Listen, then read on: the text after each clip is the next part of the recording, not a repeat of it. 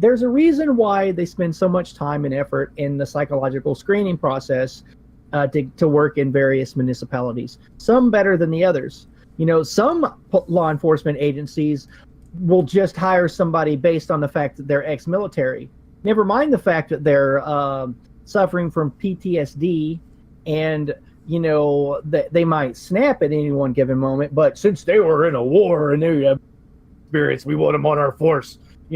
Like, it really depends on which police outfit you're dealing with, but there are many municipalities that try to keep people that are going to react in this very way out of their police forces.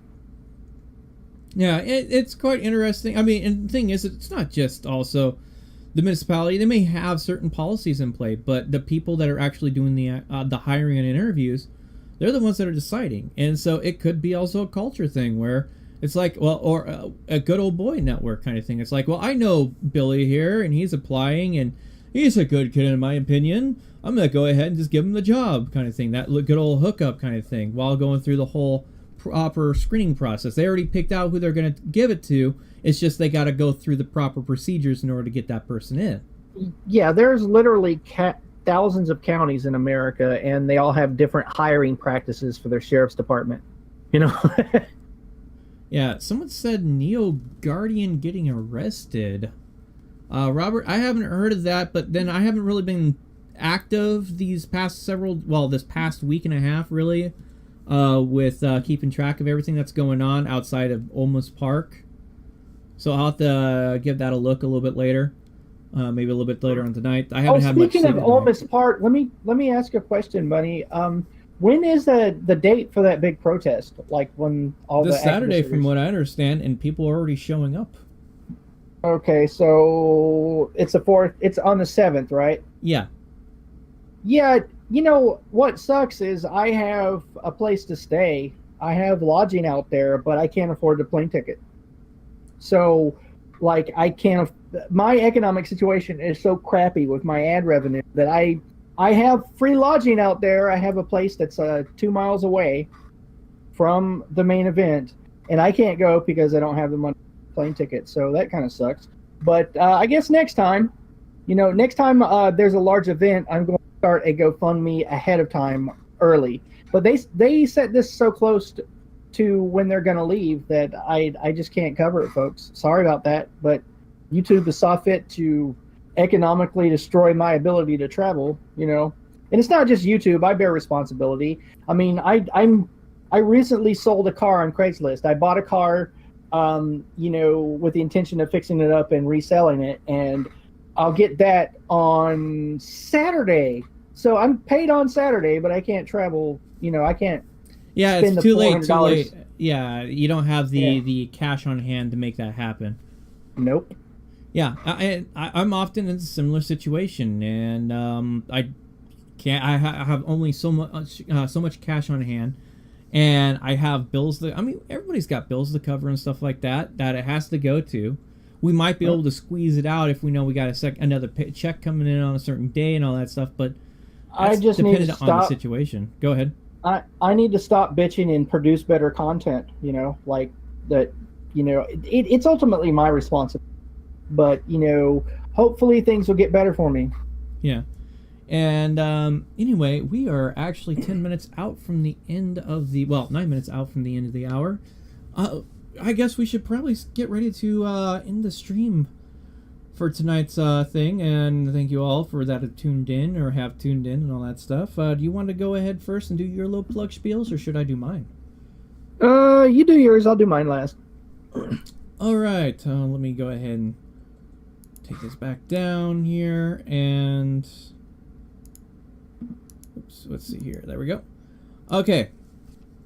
This is Strategic Non-Compliance.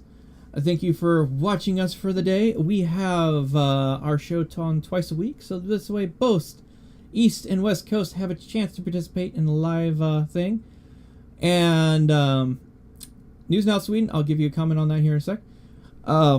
As is, Wednesdays at 3 p.m. Pacific time frame, so this way the East Coast has a chance to talk with us and listen in and all that stuff.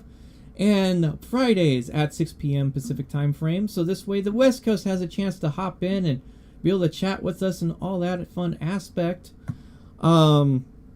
Speaking of, I am live streaming at least twice a week with the Strategic Non-Compliance, and like every other week, if not every weekend, I try to do my little weekend bar hopping and cop watching roams of the Eugene downtown area.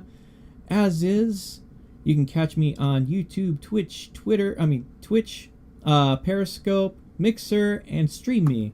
On those 5 platforms I live stream to, in order to make sure that it's harder to stop my live streams from happening or have an interruption if something happens. You can go and check out those other ones as a possible backup if something happens with the YouTube account, which is usually my primary.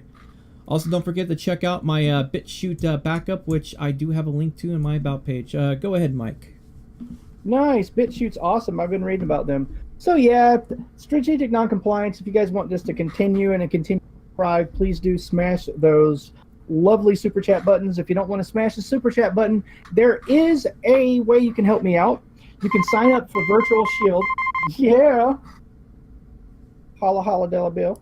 Okay. You can contribute through signing up for Virtual Shield. Virtual Shield is a VPN that protects your internet browser activity. I've read very carefully through their legal agreement, and their infrastructure isn't even set up to where they can record your internet activity. Although they do claim that they'll give your personal information, basically your name and your address, if subpoenaed by courts. So it's one of the better VPNs that I've seen out there. You can sign up for Virtual Shield because I am an affiliate, and that helps me out a lot.